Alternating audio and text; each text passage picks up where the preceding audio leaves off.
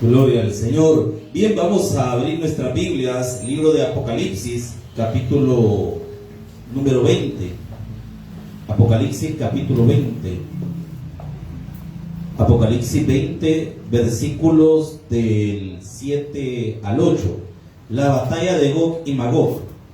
Apocalipsis 20, versículos del 7 al 8. La batalla de Gog y Magog. De hecho, esta es la última batalla que aparece registrada en la Biblia. No hay otra, esta es la última. Ya usted no va a encontrar otra guerra, este es el último conflicto armado, bélico. No puedo decir armado tampoco, fíjense, porque realmente la Biblia no revela bien cómo es que va a suceder esto a detalle. Recuerden que la Biblia no es exhaustiva en su revelación. Las personas esperan que Dios nos cuente detallito a detallito cómo hace las cosas o cómo van a pasar las cosas. Hay cosas que Dios no las ha revelado. Y hay cosas que están reveladas en la palabra, pero nuestro entendimiento está cegado y no la entendemos todavía. Pero a su tiempo Dios la va a ir revelando a quienes Él quiera. Apocalipsis 20, versículos del 7 al 8. Cuando lo encuentre me regala un fuerte amén. Vamos a leer la palabra en nombre del Padre, del Hijo y del Espíritu Santo de Dios. Cuando los 1000 años se cumplan, Satanás será suelto de su prisión. Saldrá a engañar a las naciones que están en los 4 ángulos de la tierra, a Gog y a Magog, a fin de reunirlos para la batalla, el número de los cuales es como la arena del mar. Padre que estás en los cielos, en el nombre de Jesús, te damos gracias, Señor, por la oportunidad de estar en tu iglesia. Permítenos aprender de la palabra y recibir, Señor, el consejo que tú tienes para nuestra vida. Señor, permítenos aprender.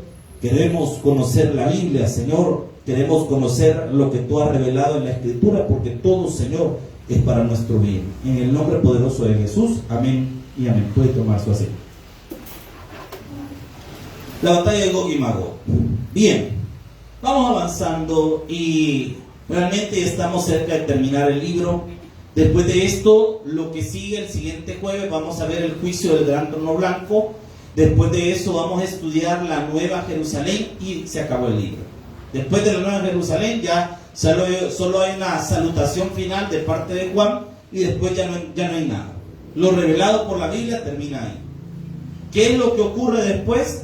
Pues entramos en la eternidad.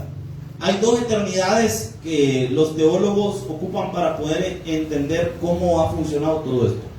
Está la eternidad pasada.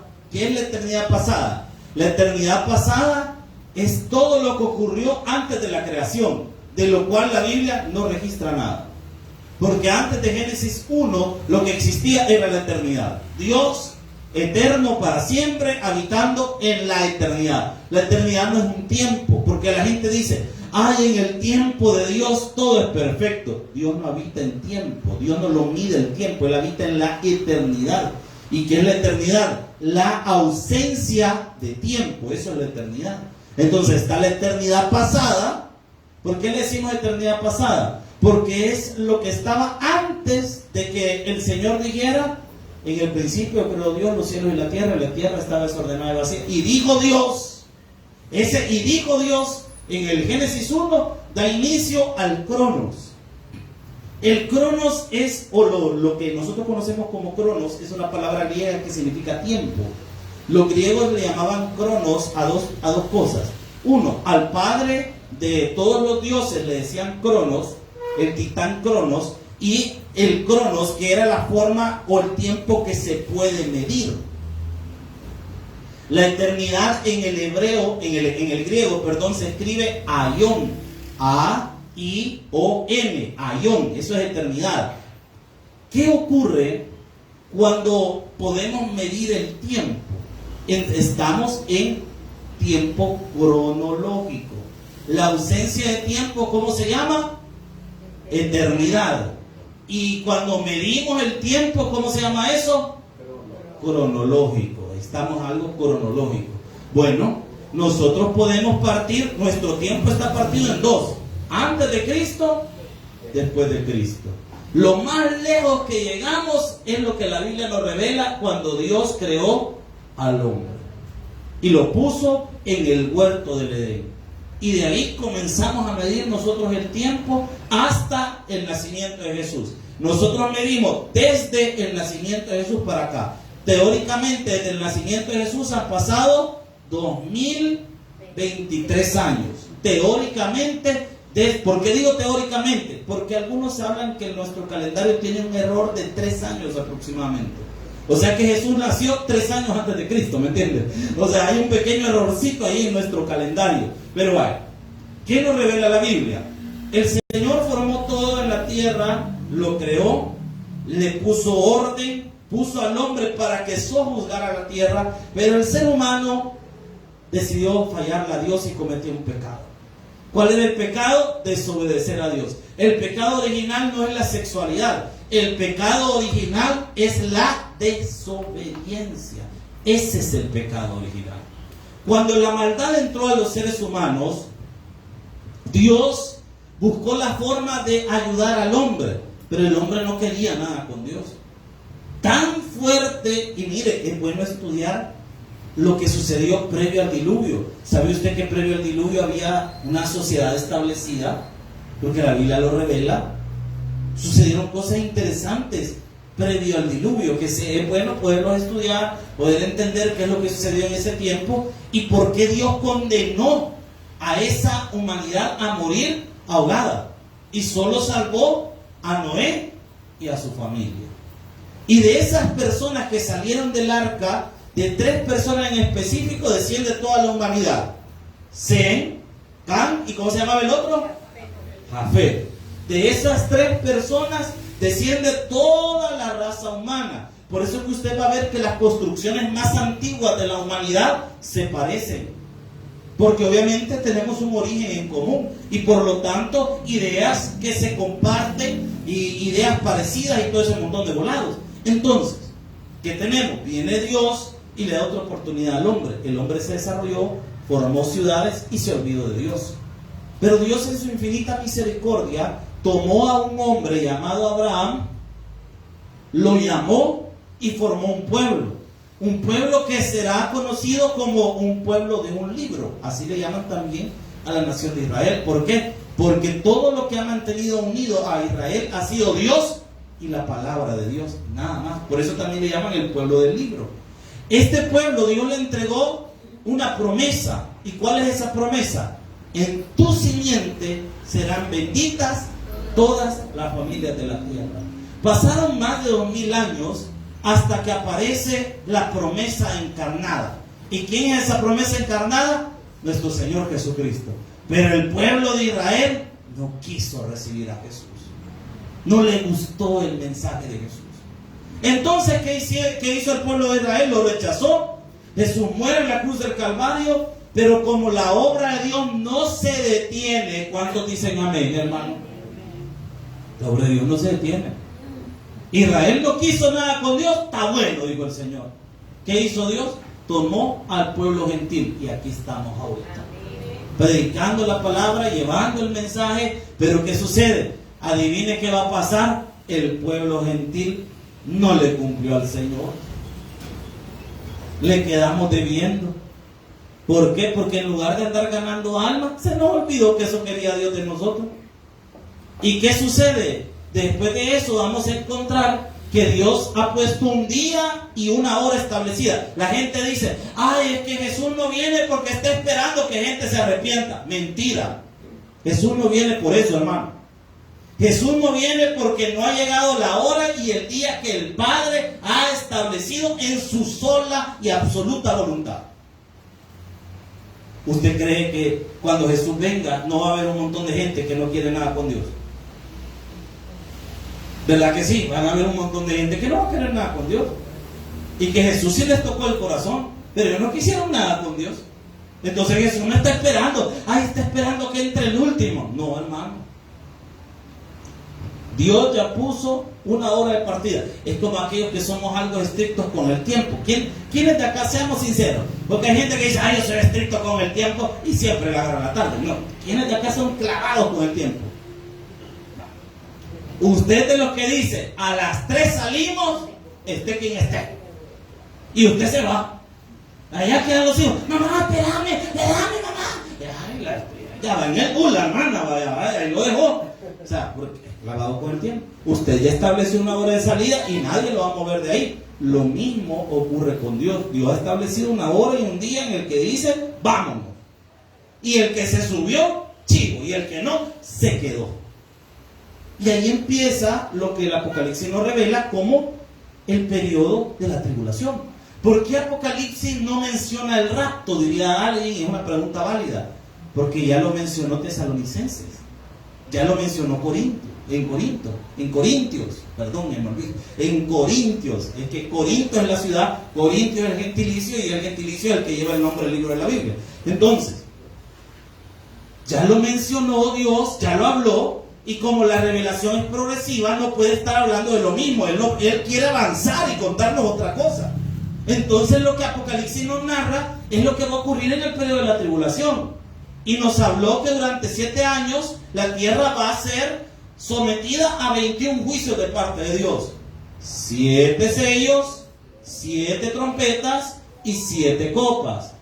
Cuando la tribulación termina y concluye con el advenimiento del Señor, cuando Jesús pone su pie en la tierra y libra la batalla de Armagedón, que ya lo estudiamos anteriormente, ¿qué sucede? Inicia otro periodo de tiempo que se llama el reino milenial, donde Jesús ha reinado en esta tierra por 1000 años.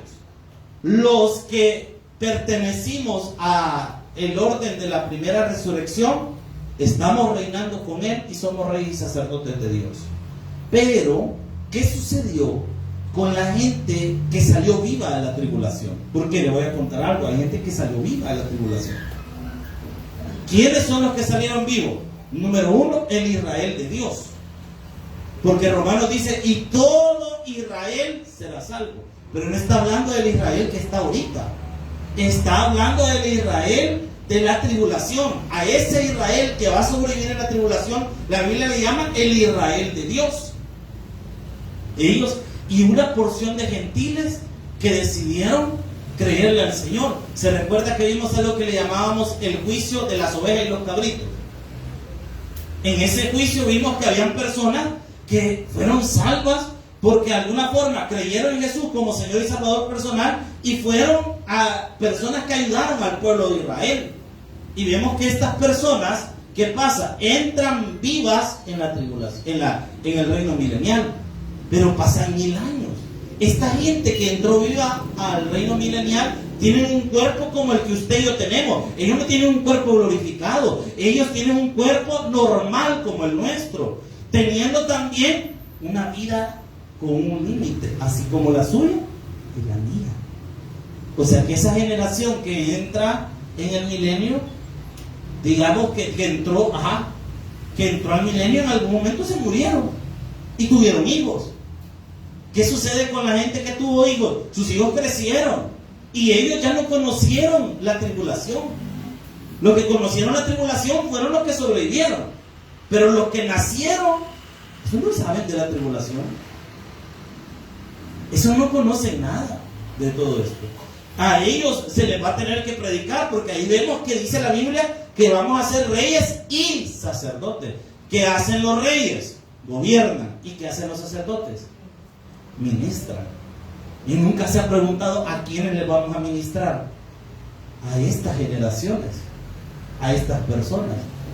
Es que nosotros nos imaginamos el reino milenial como que todos vamos a andar con una zarpa y vamos a estar allá en una nube. Aleluya, aleluya, aleluya. Din, din, din, din, din, din, din.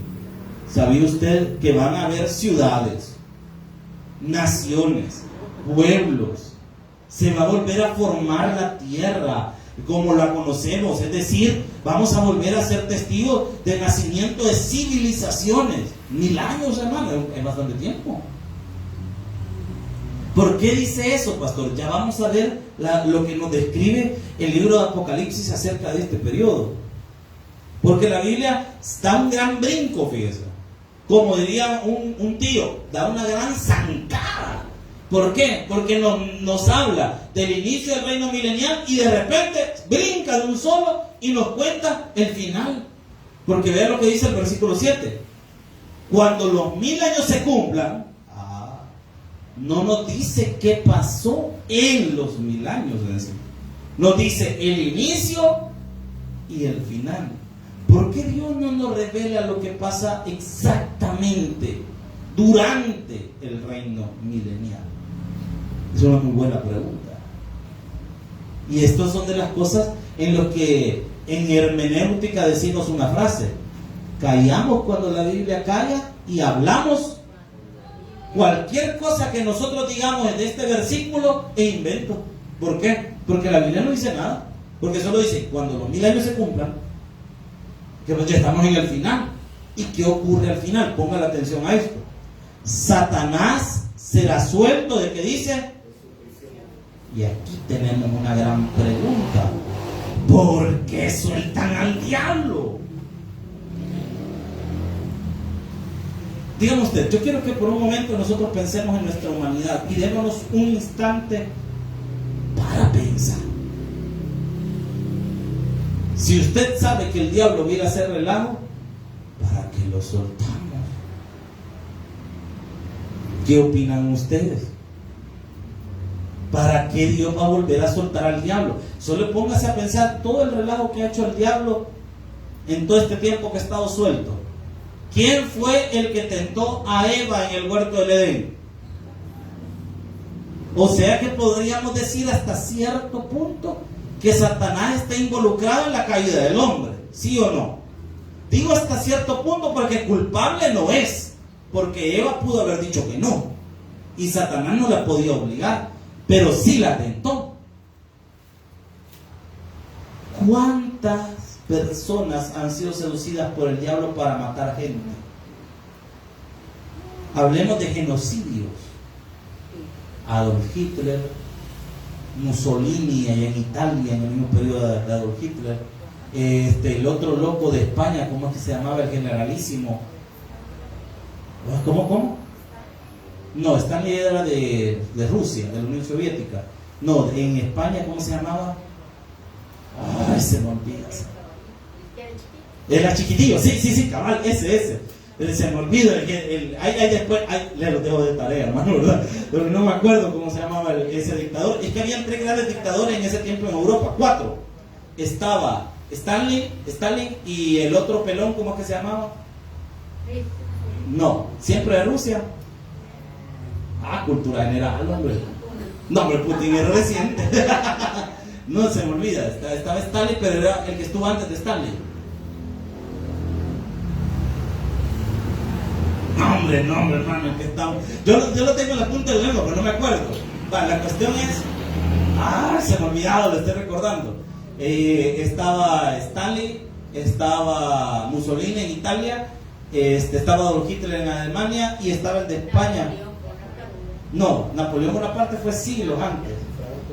Franco, ese, cabal, ese, me llega, hermano, me llega. Tiene 10, hermano, me llega. Franco.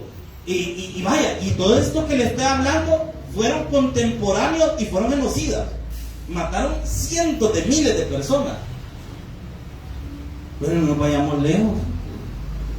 Maximiliano Hernández Martínez creo que fue el culpable de acabar con casi toda la población indígena de El Salvador, porque a un inteligente le ocurrió decir que era el rey de los nonualcos y le fueron a dar en la nuca ya a todos los inditos, imagínate.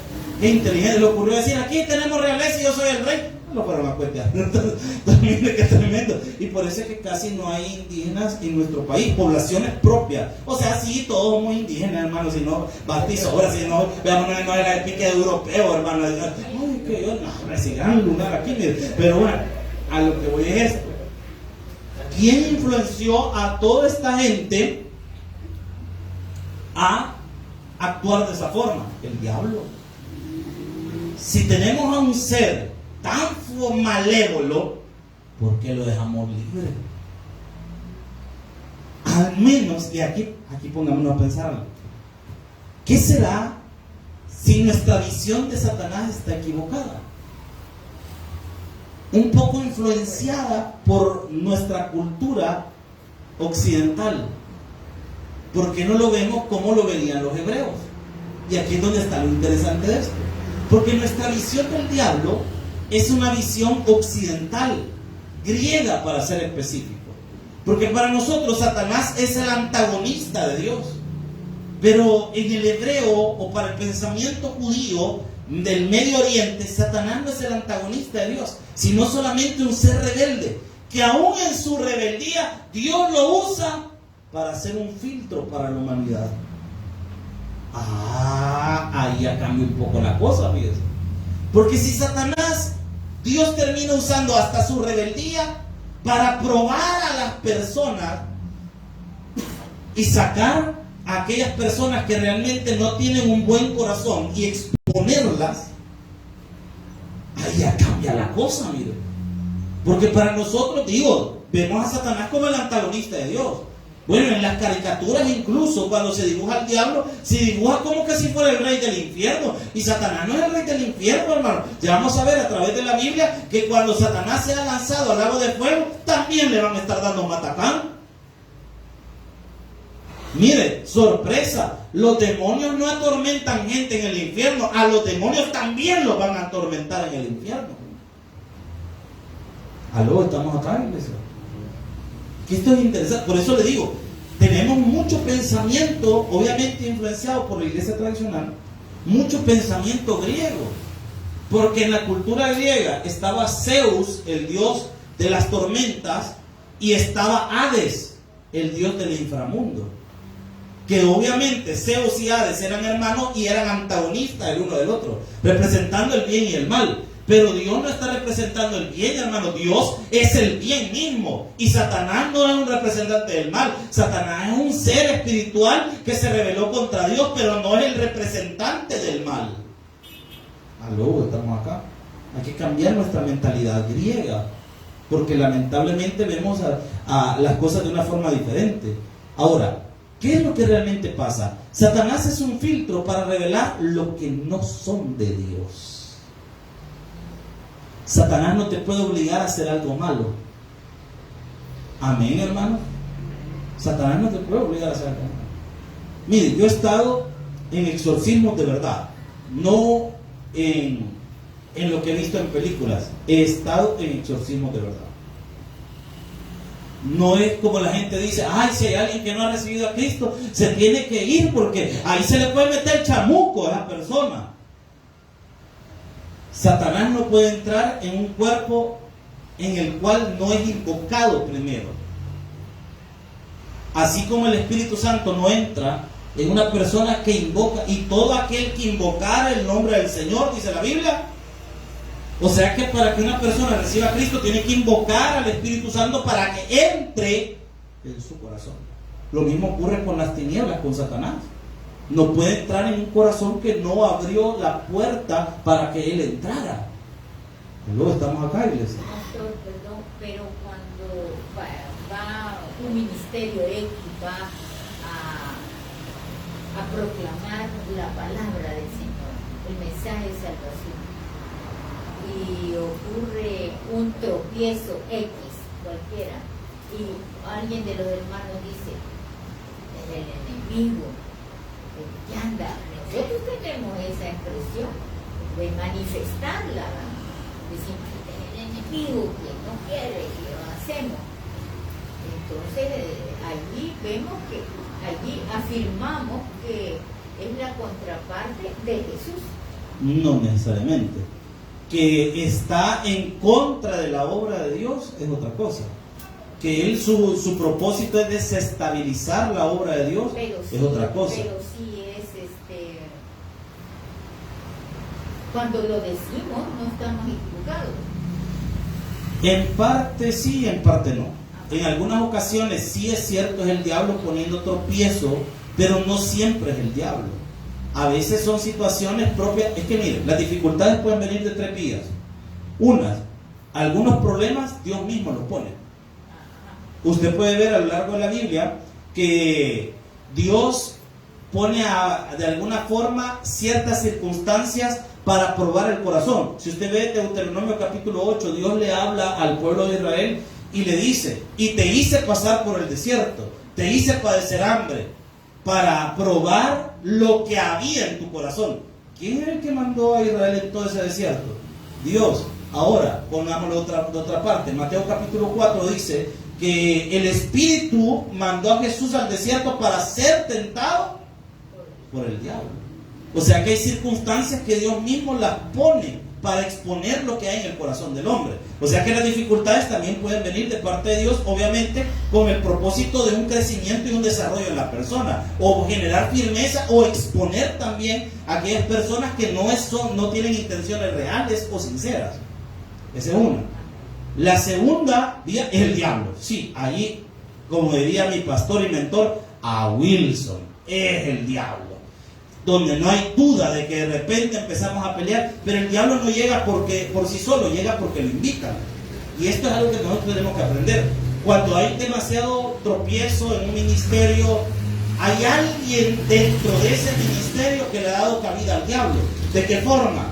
Con los chismes, con las películas que está viendo, con la música que está viendo, con las cosas que está viendo, o una persona que ha generado una adicción, entiéndase esto propiamente, adicto a la pornografía, adicto a ciertas circunstancias que son una invocación directa a las tinieblas, y esta persona no puede ser poseída por el diablo, pero sí influenciada por él.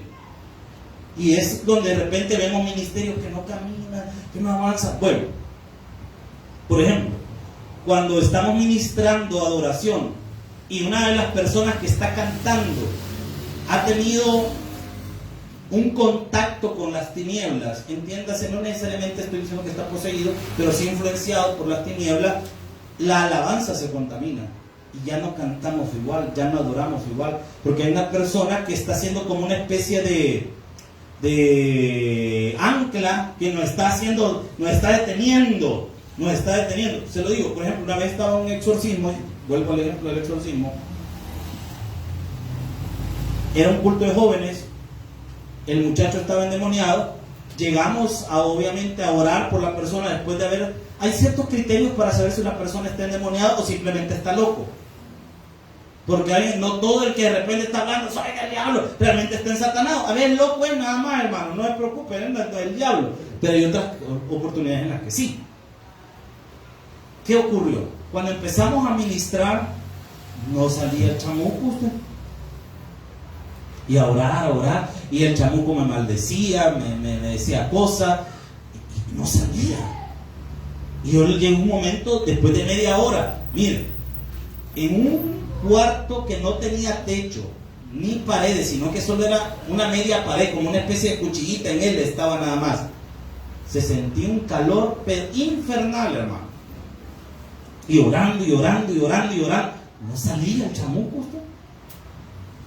¿Qué se me ocurrió hacer? Le empecé a preguntar a Dios, Señor, ¿por qué no hay una liberación? ¿Qué ocurre? Y el Espíritu Santo puso en mi corazón que una de las 3 personas que estábamos allí teníamos clavo. Había algo que no estaba bien. Se recuerda que los discípulos estuvieron batallando con un demonio y no lo lograban sacar. ¿Qué dijo Jesús acerca de eso? Este género no sale sino con comunión con Dios. Entonces no estábamos conectados. Uno de nosotros era un clavo.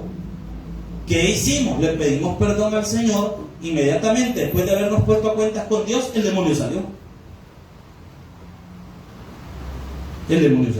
Allá había alguien que estaba jugando con las tinieblas y por eso estaba sirviendo de estorbo para esa liberación. La tercera fuente de los problemas es el mundo mismo. O sea, van a haber circunstancias que de repente pasan en nuestra vida. No es el diablo, no es Dios, es el mundo mismo. Entonces, ¿qué ocurre? Obviamente tenemos oposición de parte de las tinieblas porque la Biblia dice, no tenemos lucha contra sangre, sino contra huestes. Pero nótese, no dice contra el demonio, dice contra huestes. Son todas las huestes espirituales de maldad. ¿Por qué estoy aclarando esto? Porque es necesario que nosotros tengamos una visión bíblica de las cosas. Satanás sirve como un instrumento, hasta el diablo mismo sirve como un instrumento para que Dios pueda exponer los corazones de las personas. Para que Dios pueda exponer lo que piensan las personas. Vea lo que dice Apocalipsis 28. ¿Respondí su pregunta, hermana Teresa? Sí. Sí, excelente. Cualquier cosa pregunta. Tengo tres. Una es que Dios Suelta. lo permite. Ajá. Dios lo permite. A ver hasta dónde tú reniegas otra actitud. Otra es el mundo. Sí. Y otra es que El hemos Satanás. hablado carne chulo Sí. por ahí. Así de Me llega. Así de. ¿Cómo comprobamos esto? Que Satanás, Dios lo termina hasta usando desde cierto punto, si podría ser válida esa expresión, para revelar el corazón de las personas. Vean lo que dice Apocalipsis 28. Recuerde que en un versículo, cuando tiene más de una idea, lo podemos dividir en A, B y C. Cuando tenemos tres ideas en un texto, es bueno separar las ideas para no mezclarlas y entender bien el mensaje. Este capítulo 20, versículo 8, tiene dos ideas. Por eso lo he separado en parte A y parte B. Dice la parte A, 28. Y saldrá, ¿a qué dice? ¿A las qué? No dice a la nación, dice a las. O sea que hay varias. Y no solo están en un puchito de la tierra, porque dice que están en los cuatro ángulos. O sea que a estas alturas del partido hay algunas cosas que tenemos que considerar acerca del reino milenial. Van a haber naciones, van a poblar la tierra completamente, porque ahí tenemos como punto 2 aspectos a considerar. Durante el milenio la población de la tierra aumentará notablemente, formando naciones. ¿Cómo se van a llamar estas naciones? A saber, porque la Biblia no dice, hermano. ¿No cree usted que va a estar una que llame El Salvador? Yo creo que los salvadoreños que sobrevivan, sí que sobrevive alguno, ¿verdad? No van a querer de llamarle El Salvador, a saber cómo le van a poner. Dice después como segundo punto, los nacidos deberán aceptar el gobierno de Cristo. O sea, las personas que nazcan en el periodo milenial van a ser confrontadas con la verdad de someterse a Cristo o no. O sea que Dios va a permitir la libertad de elección también ahí. ¿Qué es la libertad de elección? Lo que comúnmente le llamamos libre albedrío. Que la persona puede decidir si cree o no cree. Dios nos da la capacidad de elegir. ¿Por qué Dios nos da capacidad de elección a los seres humanos? Porque Dios no nos va a obligar a hacer nada, hermano. Dios nos respeta. Dios quiere y le gusta una adoración que nace de un corazón agradecido, que ha entendido la verdad de su palabra. Dios es tan hermoso que se detuvo a explicarnos las cosas. Y aquí viene otro detalle, voy avanzando por efectos de tiempo. Como tercer punto, todas estas naciones que vienen de los cuatro ángulos de la tierra, la Biblia las llama de una sola forma, Gog y Magog. Ahí donde viene el nombre de la batalla, de Gog y Magog. Pero ya vamos a ver a la luz de la Biblia quién era Gog y Magog. Pero vea, Apocalipsis 28, la parte B, de ahí cuando hay dos ideas las dividimos. Parte A, la primera idea era que Satanás va a salir a engañar a las naciones de los cuatro ángulos de la tierra. La parte B del versículo 8 nos detalla cuáles son esas naciones a las cuales Satanás va a engañar. Vea lo que dice la Escritura: a Gog y a Magog, a fin de reunirlos para la batalla, en el número de los cuales es, ¿cómo dice cuánta gente va a ser? Incontable. ¿Puede usted ponerse a contar la arena del mar? No, hombre, hermano, debe estar usted. O sea, qué montón de granitos. ¿Cómo lo va a contar? O sea, que imagínense qué tan poblada va a estar la tierra. Pero ¿quién es Gog y Magog? Primero, esta profecía viene del libro de Ezequiel, capítulo 38 y capítulo 39. Por efectos de tiempo, solo vamos a leer el 38.2. Si lo puede buscar en su Biblia, es importante que usted lo pueda subrayar, leer, tener ahí la presentación, ahí está. Por cierto, si alguien desea estas presentaciones, hable con los hermanos de multimedia y que se las envíen a sus correos. Se puede, pues si usted quiere tener, pero solo son versículos. Mis presentaciones no tienen mayor chiste, hermano. Mis presentaciones solo son los versículos para que usted los pueda leer. Pero igual, si usted lo quiere tener, pues este material es totalmente gratis por la módica cantidad de $10. No, mentira, no, por derecho de autor, ¿me entiende? Vale, 38.2.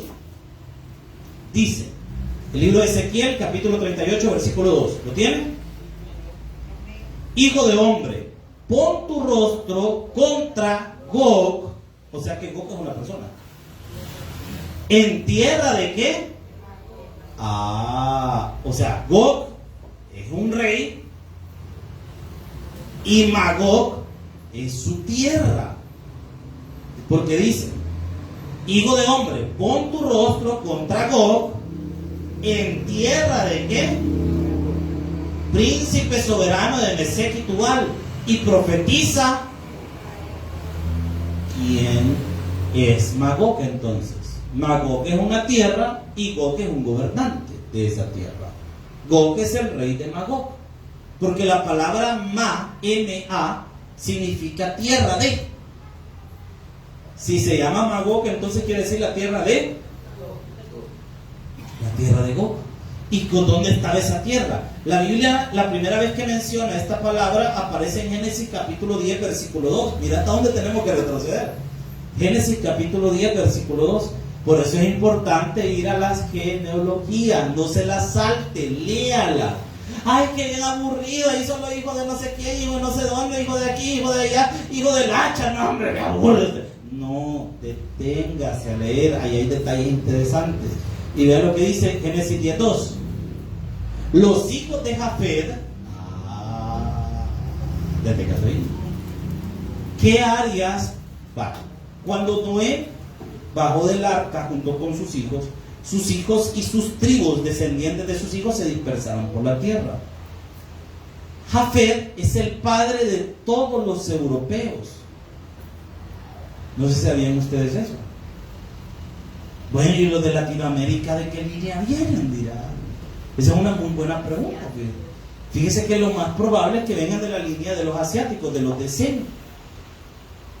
Hay un estrecho que se llama el estrecho de Bering, que es donde se supone que todas las tribus que poblaron Latinoamérica venían de Asia.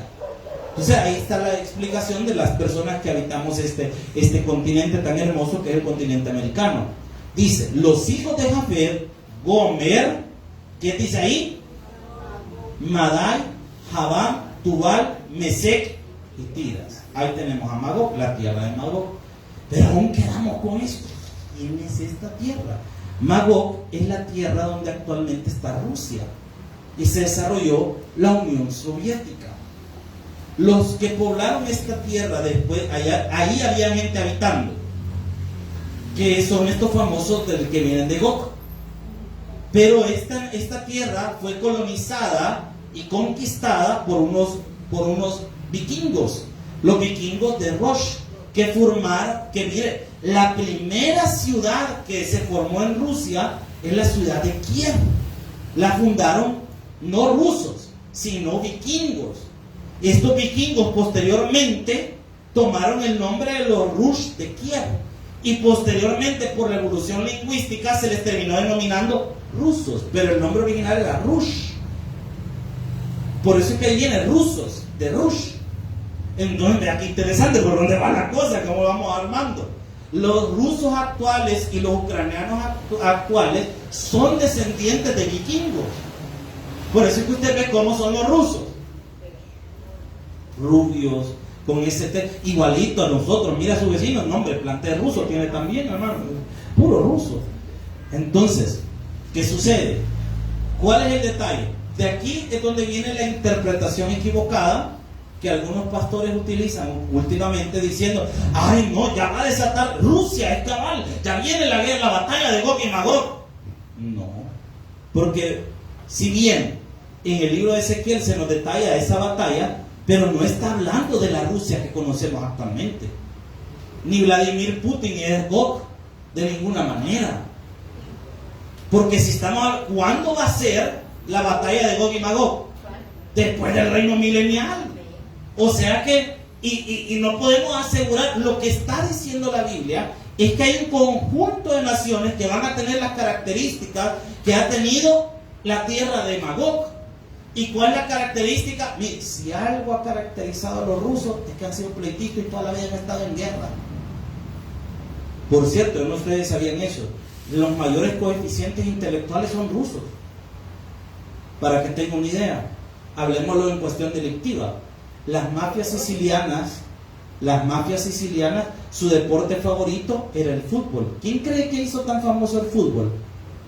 Las mafias sicilianas. Los que tienen más edad se van a recordar cuál era la liga que más se veía en toda América antes.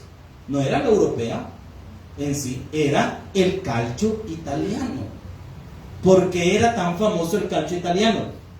¿Quiénes apostaban con eso? Ahora, a la idea que quiero llegar. La mafia rusa, ¿cuál cree usted que es el deporte que más le gusta? El ajedrez. ¿Tiene usted una idea de lo complicado que es jugar ajedrez? Y que para jugar ajedrez hay que tener un poquito de requesón, mi hermano. Y uno no antes llega a dama china, ¿me entiendes? Y ni la terminamos de entender. Ahora imagínense ajedrez. O sea, esta gente tiene varias características. Son bélicos por naturaleza. Si no, vamos a las pruebas de remito. Son personas muy inteligentes y son personas con un pensamiento hasta cierto punto antisemita. Entonces, estas naciones futuras que se van a volver a aliar van a tener esas características.